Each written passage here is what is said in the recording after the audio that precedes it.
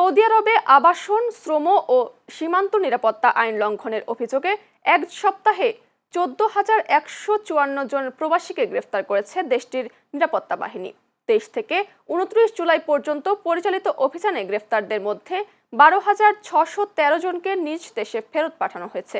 Saudi স্বরাষ্ট্র মন্ত্রণালয় জানিয়েছে, গ্রেফতারদের মধ্যে আবাসন আইন লঙ্ঘনকারী 7,103 জন, সীমান্ত আইন ভঙ্গকারী 3,654 জন এবং শ্রম আইন লঙ্ঘনকারী 3,997 জন রয়েছেন।